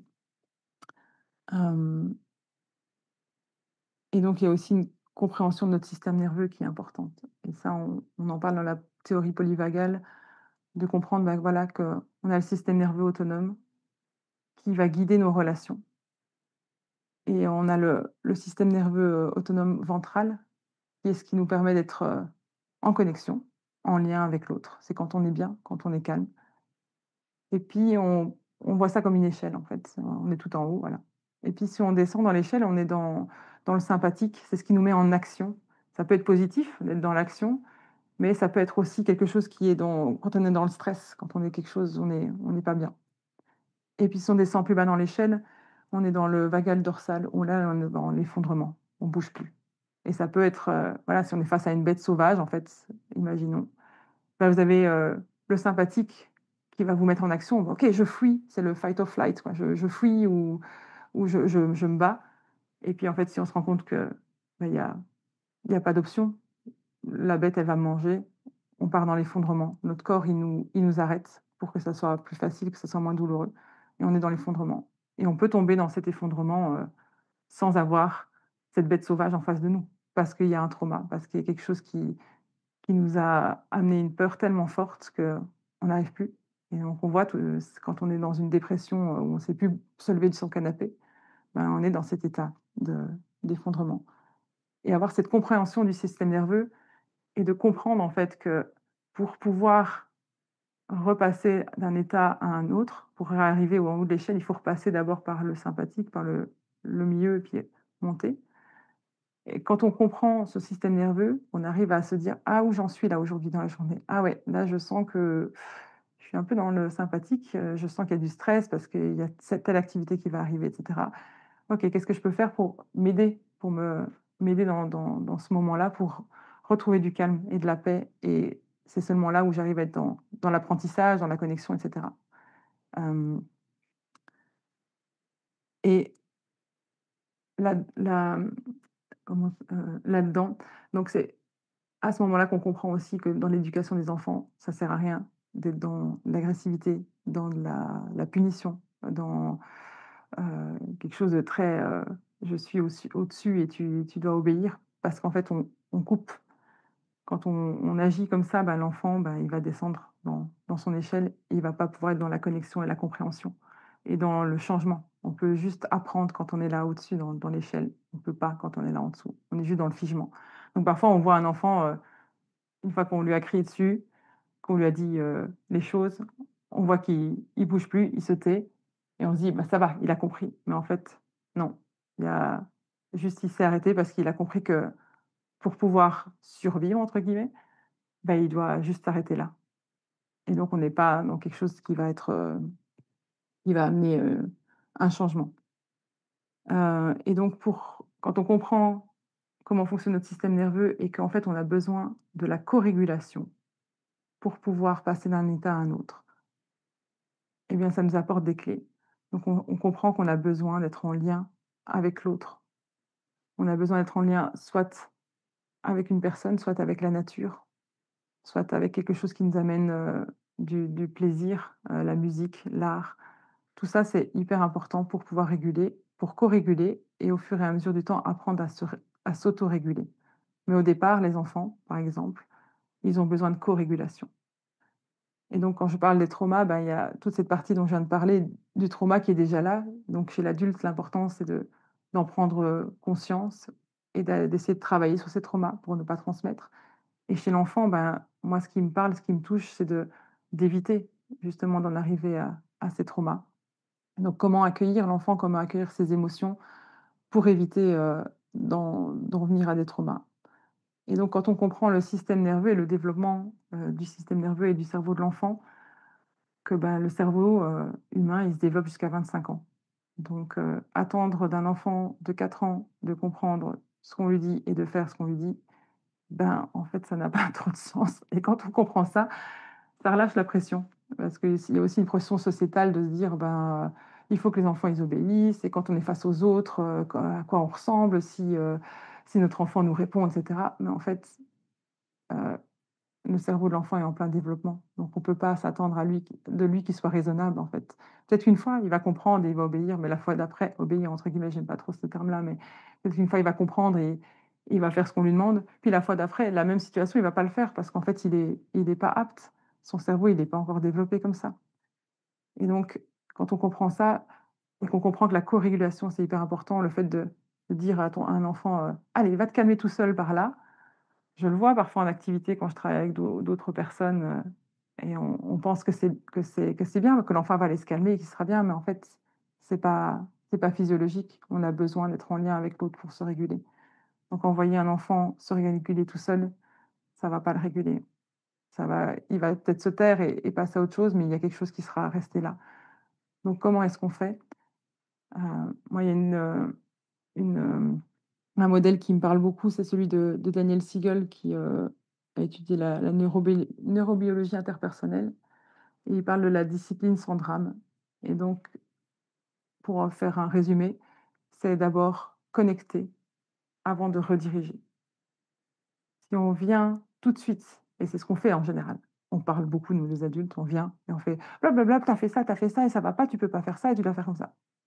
Bah, en fait, c'est déjà perdu d'avance. C'est perdu d'avance parce que l'enfant, il va aller dans on a 2 parties du cerveau. On a le cerveau d'en bas qui est le cerveau reptilien, celui dont on a parlé, le fight or flight et puis on a le cerveau du haut qui est le cerveau, hem, qui est connecté au cortex frontal, préfrontal avec le langage et l'enfant, en fait, quand on va être là-dedans, il va tout de suite être dans le cerveau reptilien. Si on engueule, on punit, il va être dans le reptilien, il va être dans la réactivité. Je me bats et là, quand on est là en bas, impossible d'écouter, impossible de comprendre ce que l'adulte nous veut en face, en fait. Et pour aider l'enfant à faire cette connexion entre ces 2 cerveaux, aider à bâtir ça et à pouvoir avoir cette réflexion et être en haut, dans son cerveau d'en haut, pour comprendre ce qu'il a fait et que c'est pas comme ça qu'on se comporte, ben, on doit commencer par l'amener là et pour l'amener là, c'est la connexion. La connexion, c'est juste, lui mettre une main sur l'épaule, lui faire un câlin, un regard, de dire, il est en crise, hein, l'enfant, il est en train d'hurler, en train de pleurer et au lieu de partir dans notre réactivité et c'est pour ça que c'est important de comprendre notre système nerveux et ce qui nous déclenche et nos traumas. Parce que si on ne sait pas ça, ben, on va tout de suite déclencher. On a l'enfant qui nous crie en face et qui est fâché ou qui a ceci, ben, on part aussi en réactivité. Non, si on arrive à comment comprendre notre système nerveux et à pouvoir travailler sur nous pour pouvoir garder notre calme et amener ce calme à l'enfant, on arrive à connecter avec lui. Une fois qu'on a connecté avec lui et qu'on sent que l'enfant est prêt, on a pu aussi, parler des émotions. Je vois que tu es très fâché, tu es très fâché de ce qui s'est passé là. C'est pas chouette si tu as volé ton crayon et en fait, c'était le tien au départ et c'est pas OK. On est d'accord et quand l'enfant se sent compris, il se sent entendu, bah, là, on peut rediriger. Mais tu vois, quand on t'a pris ton crayon comme ça, est-ce que c'est chouette d'aller frapper le copain? Non. Il va répondre: «Non», en fait, l'enfant, il le sait. «Non, c'est pas chouette». OK. Comment est-ce qu'on pourrait faire ensemble? Comment est-ce qu'on va réfléchir ensemble? Comment est-ce que tu pourrais faire la prochaine fois? Puis l'enfant amène des solutions et c'est là qu'on va pouvoir avoir quelque chose qui se construit. Parce qu'une punition, elle va rien construire. Dire à l'enfant ce qu'il doit faire, ça va rien construire. Ici, c'est l'enfant qui, grâce à nous et à l'aide qu'on lui a apportée de pouvoir être calme, va trouver les solutions lui-même et au fur et à mesure va pouvoir construire quelque chose qui va lui amener après à pouvoir trouver les solutions lui-même et à s'autoréguler au fur et à mesure du temps. Donc voilà, ça pour moi c'est 3 choses qui sont importantes et l'une sans l'autre pour moi, en tout cas, dans ce que je vois, n'a pas de sens. On a besoin de travailler sur ces 3 piliers pour pouvoir construire quelque chose un autre futur, un autre avenir, se reconnecter à la nature, se reconnecter les uns aux autres et travailler sur tous les traumas qu'on nous a transmis et qu'on continue à transmettre malgré nous. Heu et ça prend du temps et généralement ils parlent de ça dans les Premières Nations et dans la connexion profonde à la nature aussi, on parle de 7 générations. Donc ce qu'on fait là maintenant, c'est pour les 7 générations à venir. Donc on verra peut-être pas le résultat de tout ça, mais c'est en commençant. Nous, on est les fondations. On doit mettre les fondations pour qu'au fur et à mesure, il y ait quelque chose d'autre qui se construise que ce qu'on voit là maintenant. Voilà, voilà, j'en arrive, au bout, de ça, heu, de ces 3 piliers. J'espère que ça a été clair pour vous. J'ai parlé beaucoup, mais voilà, il y avait pas mal de choses à dire. Heu et maintenant, ben, oui, j'aimerais bien, peut-être vous donner la parole si, voilà, s'il y a des réactions, s'il y a des questions, s'il y a quelque chose que vous avez envie de dire. Au niveau du replay aussi, si vous avez des questions par la suite, on peut, toujours échanger, par mail. C'est possible de m'écrire et voilà que je réponde, aux questions à ce moment-là. Voilà. Mmh.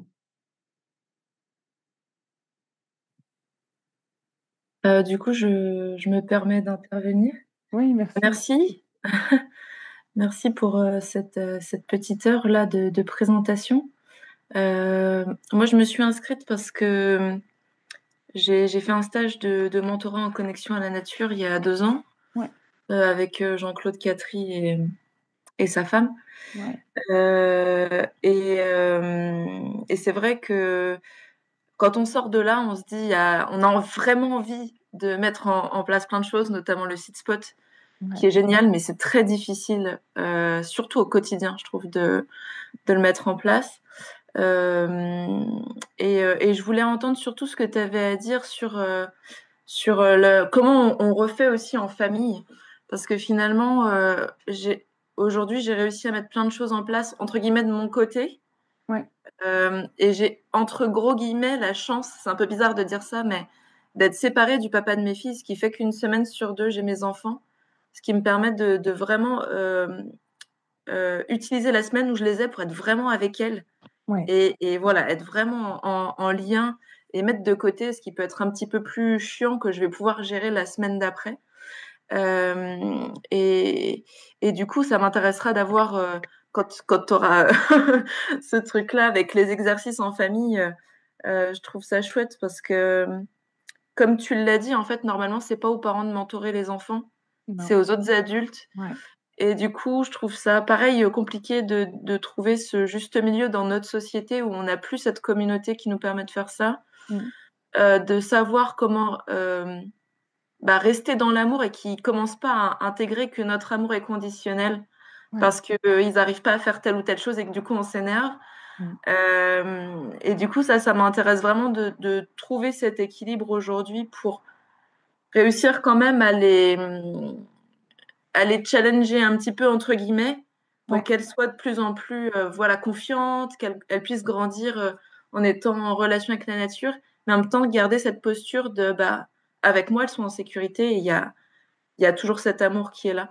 ouais. Donc c'est surtout pour ça aussi que je voulais t'écouter et merci d'avoir j'ai pris des petites notes parce que il y a plein de choses qui me parlent évidemment et quelque chose que je fais pas par exemple c'est vraiment tisser ces liens avec le village. J'arrive pas à le mettre en place. Je trouve ça difficile. C'est encore une question de temps aussi comme tu disais. Et puis je pense de ce qu'on a intégré comme comportement, c'est tellement pas habituel en fait de prendre du temps, alors que ça devrait être naturel pour aller voir les papiers et les mamies en face, Oui, c'est ça. demander s'ils ont besoin de quelque chose. Et on sent qu'ils ont pas l'habitude non plus. On sent que Oui. c'est difficilement c'est un peu: «Oh là, qu'est-ce qu'elle veut quoi? Pourquoi?» Parce que Mm. ils sont habitués à être, seuls aussi, ouais, ouais. Ouais, ouais. Beh, Donc, pour répondre à ta première question avec la place médecine avec les enfants, bah, donc oui, comme je l'ai dit, d'amener ça déjà par le jeu, heu, voilà et c'est vrai que souvent, bah, moi j'ai fait aussi ces connexions, enfin ces stages avec Norbert, avec d'autres et cetera. Bah, oui, c'est génial quand tu es adulte et tu es tout seul. La place médecine en soi, ça va. Mais moi, en fait, j'ai jamais fait ma place médecine toute seule. Parce que depuis que je suis dans la connexion, j'ai toujours eu des enfants et mes enfants sont non scolarisés, donc ils sont à la maison. Donc j'ai toujours fait, la place médecine avec mon fils.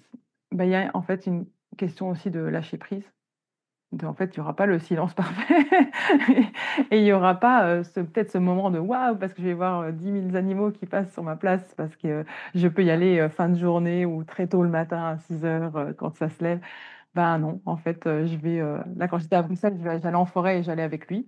Bah, lui, il jouait, en fait, il jouait autour, il tapait avec des trucs, et voilà, et moi, j'apprenais juste à me poser, à regarder ce qui se passe autour, et en fait, il se passe quand même des choses. Il y a des oiseaux qui sont là, j'ai déjà eu des expériences en forêt avec des groupes où j'étais avec, 5-6 enfants qui jouent et qui courent, et d'avoir des chevreuils qui passent à Mmh. 100 mètres de nous et qui sont là, et où je fais: «Oh les enfants, regardez!» On s'arrête tous et on regarde le chevreuil. J'ai un épervier qui s'est posé sur un arbre, littéralement la branche au-dessus de nous, avec les enfants. Donc ouais, moi je pense aussi qu'il y a une tolérance de la nature envers les enfants. On a toujours l'impression de: «Ils font plein de bruit, il va rien se passer, on n'entendra rien». Mais qu'en fait, les enfants, ils sont vraiment présents, ils sont là, en fait. Nous, on est tout le temps dans notre tête à penser à plein de trucs. Les enfants, ils sont pleinement là, ils sont dans leur cœur, ils sont là, et la nature, ça la dérange vachement moins que nous, et John, il parle toujours de cette expérience où il était dans un arbre et il était vraiment là, présent. Il était pas dans sa tête. Il arrive vraiment à faire ça, à ne pas être dans dans ce trou mental, et il avait toutes des corneilles, je pense, tout autour de lui, sur l'arbre. Dès qu'il s'est remis à penser, chut, envolé, terminé. Elles ont pris conscience qu'il était là. Donc oui, il y a ce côté, bah, comme là, tu as la chance d'avoir une semaine avec, une semaine sans, bah, la semaine où tu es avec, tu es sans eux, ben, de faire vraiment ta place médecine, de faire vraiment cette pratique, voilà, d'être là, et de pouvoir y aller tôt ou tard, ou de pratiquer certaines choses, et quand c'est avec les enfants, ben, même de le faire toi, pour toi, avec eux autour, bah, ça leur montre aussi, ça leur montre quelque chose. Moi, je vois tout doucement mon grand qui commence tout doucement à vouloir le faire, alors que je fais ça depuis qu'il a 3 ans avec lui. Heu, ou de le faire dans un jeu. Moi, j'ai fait des tas de cache-cache avec lui, de petits jeux avec lui, sur place, ou de temps en temps, bah, les faire asseoir sur tes jambes ou à côté de toi et faire: «Hey, un truc. On va juste ouvrir nos grandes oreilles de chevreuil». Vous avez déjà vu les chevreuils? Puis peut-être qu'ils ne s'y connaissent pas, demande des chevreuils, tu racontes des histoires. Et vraiment, on va se transformer en chevreuil. Alors tu sens, ouais, on sent notre museau qui s'allonge, notre petite truffe au bout, nos oreilles, vraiment, nos petits bois qui poussent. Vous sentez les bois qui poussent et tout? Puis, OK, maintenant on a des grandes oreilles qui vont se tourner, et OK, on va écouter. Et vraiment de partir, voilà, dans un sens avec une petite histoire, et alors les enfants, ils sont là. Ou la carte sonore, ou tu vois, d'amener quelque chose. Et puis des fois où ça prend pas, ben, ne pas se frustrer, de le faire juste pour toi si tu sens que c'est OK et qu'eux, ils jouent autour, ou de jouer avec eux.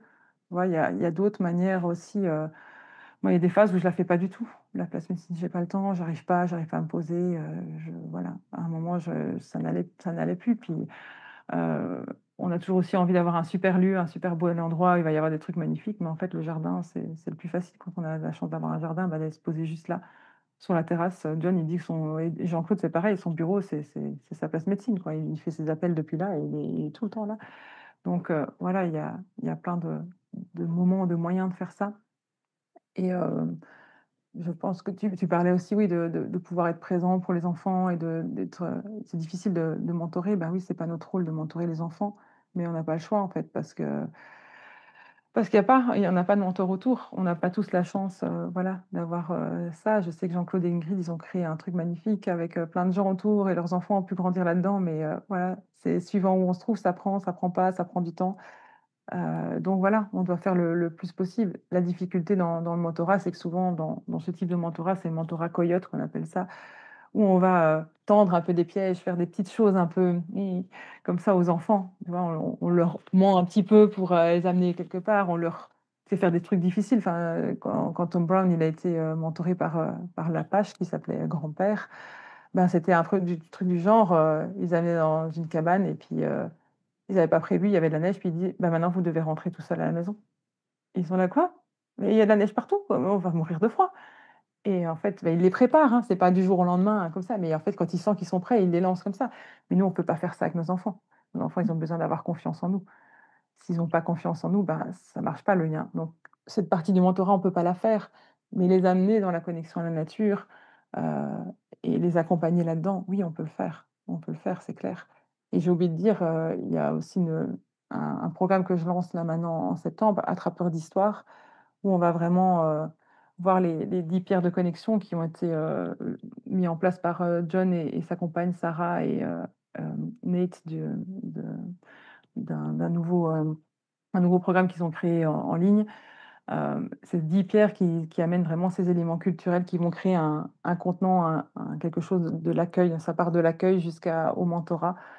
pour pouvoir créer ce contenant-là. Parce qu'on peut, créer des chouettes projets, mais si on n'a pas un contenant d'accueil, d'écoute et cetera, ben, on se retrouve dans voilà, dans quelque chose qui fonctionne pas. Je l'ai déjà vu, et expérimenté moi-même et où on va avoir vraiment l'écoute profonde, et le mentorat. Comment est-ce que j'écoute? Comment je vais le pratiquer moi-même dans la nature et avec les autres, avec, les autres du groupe et comment après je peux le transmettre, dans le reste de ma vie avec mes enfants. Comment je stimule leur curiosité, comment j'accueille leurs histoires et dans tout, dans ces ça sera 9 séances avec, chaque fois des pratiques, en nature, des pratiques en groupe. Il y a aussi toutes ces éléments de la discipline sans drame dont je parlais. Comment, j'accueille, je connecte d'abord et comment je redirige ensuite et de quelle façon pour que l'enfant se sente accueilli dans ce qu'il vit et qu'il puisse changer ensuite, grâce à cette redirection, quoi. Donc j'ai essayé d'intégrer tout ça là-dedans. Parce que moi, c'est ce qui me semble, voilà, être un condensé de comment au mieux accueillir les enfants pour, essayer de faire le moins mal possible. Parce que oui, on peut pas faire parfaitement, parce qu'on est tout seul, mais on peut, faire mieux. On peut faire mieux que ce qu'on a reçu. Enfin, moi, en tout cas, personnellement et de ce que je vois des gens autour de moi, je sais que nos parents ont fait du mieux qu'ils pouvaient, mais je pense qu'on peut encore faire mieux en tant qu'humain d'accueillir encore autrement les enfants. Ils le méritent, ils sont tellement enfin, moi, je les vois, c'est juste des petites lumières, ils sont trop choux. Voilà. Ouais, je sais pas si ça répond à toute ta question, je pense qu'il y avait peut-être autre chose, non, c'était tout? Ah, Non, c'est bon, merci beaucoup. bah, voilà, avec plaisir et ah oui, je vois que Fiona doit partir. Je vois comment tu travailles sur mes traumas. Hem, Bah, la première étape, ça a été d'en prendre conscience parce que forcément, c'était pas quelque chose que je savais de façon, innée. Donc j'en ai pris conscience à un moment, voilà, à un moment de ma vie, suite à certains autres traumas, en fait, qui ont réveillé, d'autres choses, voilà. Et donc c'est ça. Pour moi, la première étape, c'est vraiment de prendre conscience et de comprendre on a vécu des traumas et d'accueillir ça, d'accueillir, ce fait, voilà, qu'on n'a peut-être pas eu, l'enfance, qu'on croyait, que, certaines choses, le fait qu'on se rappelle plus de certaines choses, ben, c'est lié à un trauma. Le fait qu'on soit accro à certaines, substances ou à certaines choses, comme, le sucre ou, le sport ou la drogue ou l'alcool ou la cigarette ou le café et cetera, ben, c'est voilà, c'est dû peut-être à un trauma, nos façons de réagir sont peut-être dues, à un trauma, à ce trauma. Donc c'est passé d'abord par là. Heu, Ensuite comment, au départ, comme je le disais, ben, ça dépend le niveau du trauma et l'importance, des répercussions que ça a sur nous. On peut, avoir besoin d'aller trouver de l'aide, à l'extérieur, souvent c'est le cas. Heu, D'aller consulter des psys, d'aller consulter, psychiatres, si besoin, quand on est vraiment, dans une phase très profonde, très douloureuse, très difficile. Moi personnellement, c'était plus, dans quelque chose, de parallèle, d'holistique, que j'ai trouvé, voilà, que j'ai trouvé de l'aide, plus dans la kinésiologie, la microkiné, le chamanisme et cetera. Hem, Choses plus alternatives. Donc ça, c'est des voilà, ça, c'est des sources et des possibilités d'aide, qu'on peut trouver. L'hypnose aussi, et que j'ai expérimenté.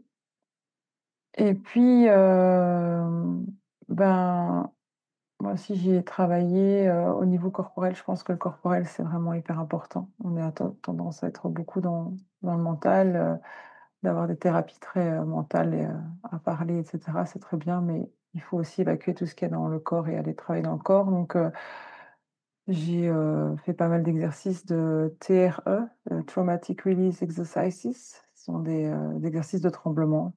Heu, On part du principe que, bah, quand les animaux ils vivent des traumas, des choses difficiles, ils tremblent. On a tous déjà vu peut-être un chien, quand il a vécu quelque chose, de traumatique, bah, par exemple, quand il y a des feux d'artifice et il se met à trembler, bah, en fait, il se met à trembler parce qu'il évacue directement le traumatisme, la peur, qu'il a ressenti.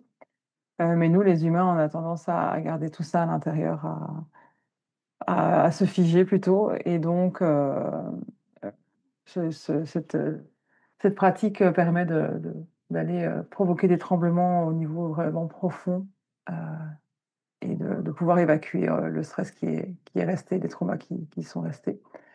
Donc voilà, j'ai pratiqué ça, j'ai pratiqué aussi les thérapies de l'enfant intérieur que je pratique, moi-même aussi maintenant. Je me suis formée à ça pour pouvoir accompagner aussi, les autres. Voilà, de pouvoir aller en contact avec cet enfant intérieur et guérir certaines choses. J'ai aussi pratiqué,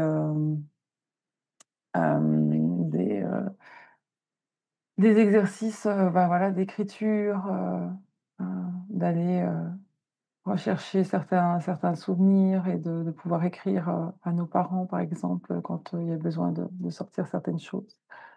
J'ai pratiqué de l'hypnose aussi, de régression, hem, des exercices aussi, des pratiques, de Gabor Maté et puis, en général, je pratique aussi, des exercices de relâchement du système nerveux, suite à la théorie polyvagale. Donc il y a des mouvements, il y a des tapotements, des respirations qui permettent, voilà, de venir apaiser, ces tensions quand elles montent.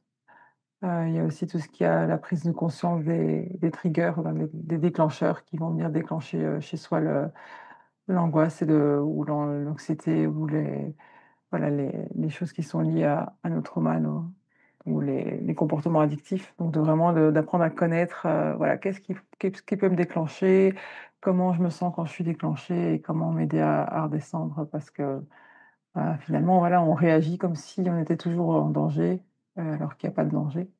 Donc c'est l'idée de reprogrammer aussi son cerveau.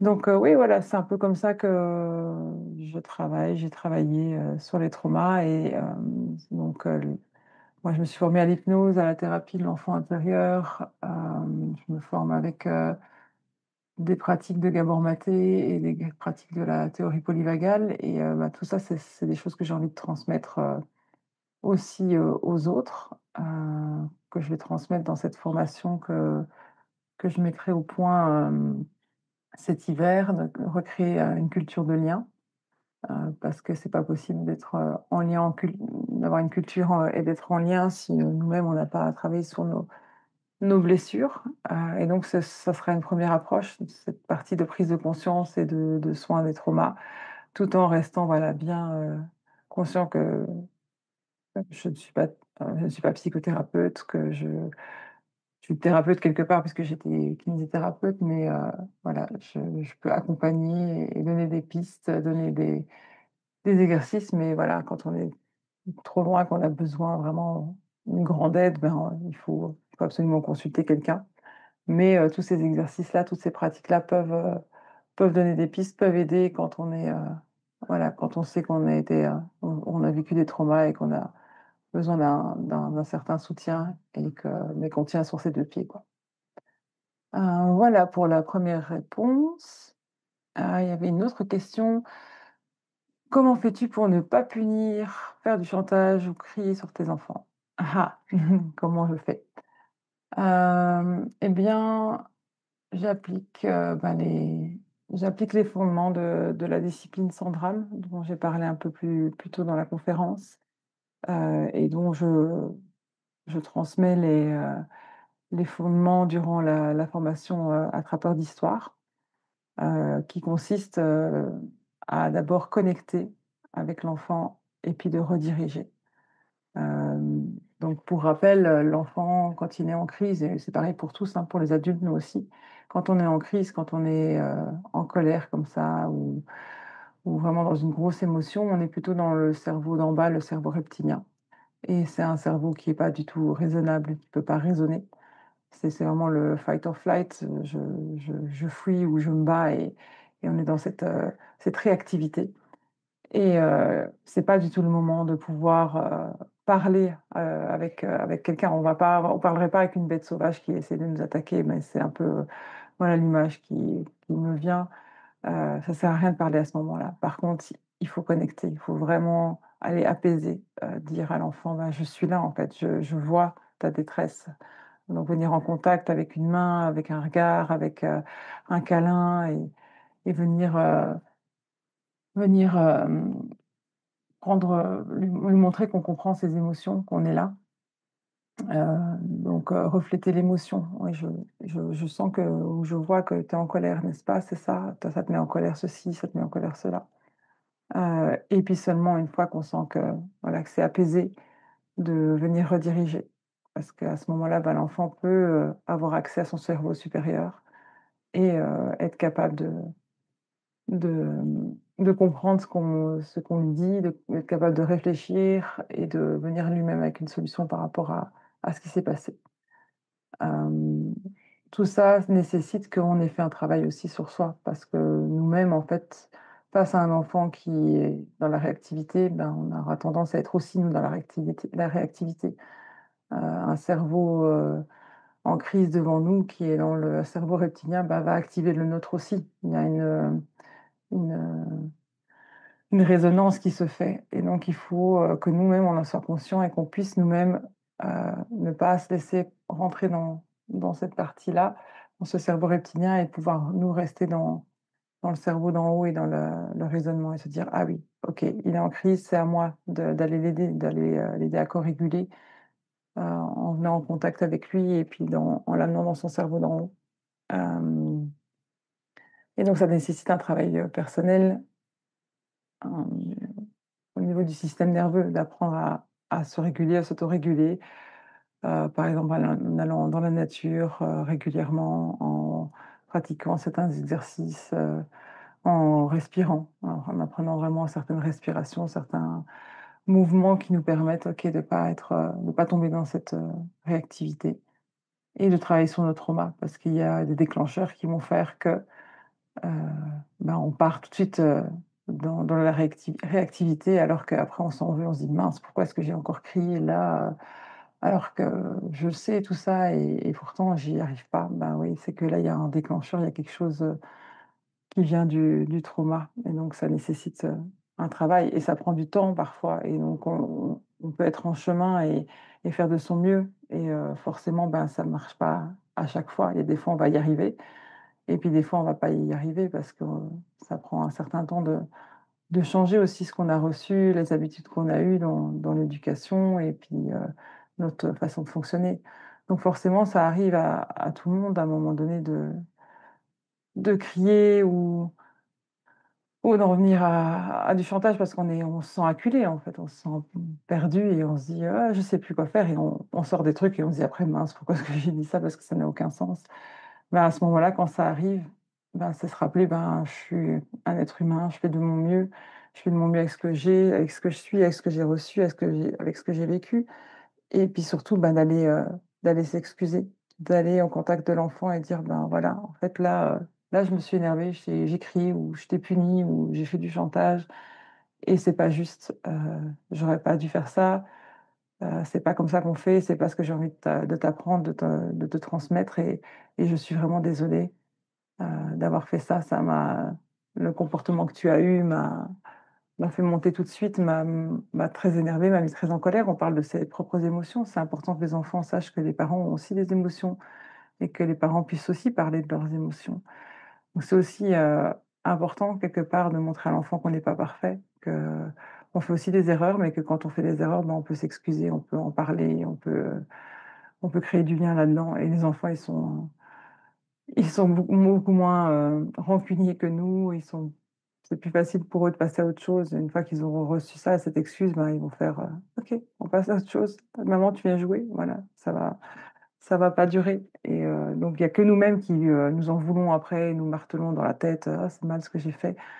Hem, mais eux, ils vont tout de suite accepter ça et revenir dans la connexion, dans le lien. Donc c'est ça qu'il faut se rappeler, c'est ça qui est important, c'est toujours, toujours la connexion, la connexion, la connexion et ça aide aussi, quand l'enfant est en crise pour ne pas crier et se disputer avec, se rappeler: «OK, la connexion, comment je me connecte à lui, là, maintenant? C'est super dur, je sais plus, mais je dois me connecter à l'enfant là». Il y a aussi toute une part, là-dedans du jeu aussi. Heu, Ça c'est autre chose que j'aimerais transmettre aussi, c'est, comment, comment aller en contact avec l'enfant par le jeu. Parce que si on va dans le frontal, qu'on s'énerve et cetera, ben, souvent c'est contre-productif, on n'arrive à rien. Alors que si on y va dans la connexion par le jeu, c'est vraiment le langage de l'enfant, ben, en fait, l'enfant il va vite revenir et là après, ben, il y a connexion, on peut rediriger. Donc ça c'est aussi un gros travail pour l'adulte de revenir dans: «OK, comment est-ce qu'on joue? Qu'est-ce que je peux proposer comme jeu là maintenant? Qu'est-ce qui me vient?» Et ça c'est un exercice, heu, à faire, réapprendre à jouer. Voilà. Hem Et la dernière question que je vois, c'est: as-tu pu remettre la culture de connexion dont tu parles au sein de ta famille? Alors, pour préciser, ben, pour moi, la culture de connexion, donc c'est, à la fois cette connexion à la nature et à la fois cette, régénération de la culture de la communauté. Alors au sein de ma famille, moi je vais parler plutôt de ma petite famille, ma petite famille nucléaire, hein, parce que voilà, on en est tous là. Oui, je dirais oui. Heu, on passe beaucoup de temps dehors, beaucoup de temps à pratiquer des routines, aller, faire notre place médecine. Mon fils adore pister, donc j'ai découvert une nouvelle passion pour le pistage maintenant. Donc on va passer, des heures à pister, à chercher les traces des animaux, on se pose des questions. On adore, les plantes, du coup, dès qu'on se balade, on s'arrête, on identifie des plantes, on va en cueillir ensemble, on transforme. Hem, on se soigne avec les plantes, on aime beaucoup, le feu, c'est encore, voilà, une part, on a déjà appris à faire du feu à l'archet et par friction, mais c'est encore quelque chose qu'on pratique pas régulièrement parce que ça se met pas dans notre vie là, à l'heure actuelle et que voilà, mais on aimerait un petit peu plus approfondir. Mais l'idée, voilà, c'est pas de revenir à vivre, à l'état sauvage, mais c'est de, voilà, de pouvoir pratiquer certaines routines, quand on le peut, pour continuer cette connexion au vivant. On s'arrête tout le temps pour regarder les animaux, pour observer les oiseaux. Moi, mon fils, tout le temps, il m'appelle en me disant: «Regarde maman, là, il y a une buse, regarde là, il y a un milan, et une pie sur le toit». Voilà, c'est des choses comme ça, je on joue beaucoup, on fait beaucoup de jeux dans la nature, dans la forêt. Hem, ouais, donc pour ça, vraiment, on a pu vraiment trouver cette, connexion-là. Puis mon conjoint est musicien, donc on est beaucoup dans la musique, on chante. Hem, ouais, je trouve qu'on a bien pu, recréer cette culture dans notre famille, même. Et puis on essaie de le transférer, autour de nous, de le transmettre autour de nous, à nos propres familles et à à à nos amis, et on essaie de mettre en place, tout ce qu'on sait et qu'on connaît de la régénération de la culture. Donc certains éléments culturels, ben, comme les 10 pierres de connexion dont je transmets, dans, la formation Attrapeur d'histoire, qui commence par l'accueil, vraiment, comment on accueille vraiment les gens, comment on est vraiment présent pour accueillir, comment, on transmet, des gratitudes, comment on arrive à être vraiment présent en déposant la poussière du voyage. Voilà, toutes ces choses-là, ben, on les pratique, heu, au quotidien et quand on est en contact avec les autres. On essaie d'apprendre à vraiment les incarner. Et pour régénérer la culture, ben, oui, on met en place tout ce qu'on peut. On est arrivé, on a déménagé, on est arrivé, dans un nouveau lieu, on a été, sonner chez les voisins pour se présenter un peu partout. On a déjà organisé des fêtes, du voisinage. On contacte, assez régulièrement des gens qui ont des projets qui nous parlent, et pour créer du lien entre nos différents projets et des choses personnelles. Donc là, voilà, on commence à tisser pas mal de liens et une grande toile, à l'endroit où on se trouve. Ça prend du temps, on n'est pas encore, là où on a envie d'arriver, mais on travaille à ça. Donc ouais, je repars, Sur cette question, je retisse un peu, je reviens un peu en arrière sur tout ce qu'on a déjà fait et là où on en est et je me dis: «Bah oui, on en est pas mal. On est en c'est pas mal on a réussi à faire et on a envie encore plus bien sûr, mais là oui, on commence déjà à avoir, tout doucement cette culture dans notre famille et donc c'est pour ça aussi que je crois personnellement vraiment que c'est possible et qu'on peut, ramener ça dans chacune des familles et ramener ça après à un ensemble et que, ben, on va faire des une fois qu'on incarne ça, ben, il y a des cercles concentriques qui vont se faire et qui vont aller toucher de plus en plus de gens et et heu et ouais, c'est beau et voilà, bah, c'était un peu pour répondre à ces questions, à ces dernières questions, de la fin de la conférence. Si, si, quand vous écoutez le replay, vous avez, d'autres questions qui vous viennent, n'hésitez pas à me les envoyer. Si, j'en reçois quelques-unes, bah, je pourrais peut-être faire des réponses vocales, comme ici et pouvoir retransmettre, via peut-être les réseaux ou via, la newsletter pour, voilà, pour que tous, puissent avoir, certaines réponses à certaines questions que d'autres se posent. On ne pense pas toujours à tout sur le moment et voilà donc, n'hésitez pas à envoyer vos questions, vos retours, par rapport à la conférence si vous n'y étiez pas, heu et vos questions sur les éventuelles questions sur les formations. Donc, je rappelle, au niveau de la connexion profonde à la nature, j'ai 2 formations, éveil des sens et vers la connexion qui va bientôt sortir la première éveil des sens est plus destinée, aux adultes. C'est un ensemble de pratiques, à aller faire dans la nature pour, se reconnecter à ses sens et se reconnecter à la nature autour de soi. Et vers la connexion, c'est un ensemble de 3 modules pour, les familles, pour, faire des pratiques en famille, des routines et des jeux. Il y aura des jeux à pour chaque point. Ça fait, ouais, une bonne trentaine, quarantaine de jeux, je pense, dans les 3 modules, donc ouais, il y aura pas mal de choses. Tout ce qui est autour de la culture, ben, ça sortira aussi fin de l'année, cet hiver, recréer une culture de lien. Donc avec, une prise en conscience des traumas, un travail sur les traumas et puis apprentissage des éléments culturels et puis des éléments du nid évolué, Evolved Nest, les éléments, les composantes qui sont communes à l'humain pour se développer complètement en tant qu'humain. Et au niveau, ben, de l'accueil de l'enfant et aussi de certains éléments culturels, ben, il y a Attrapeur d'histoire qui commence, en septembre, un cycle de 9 rendez-vous sur Zoom, avec des pratiques à faire en nature et des pratiques à faire ensemble, en groupe de 3.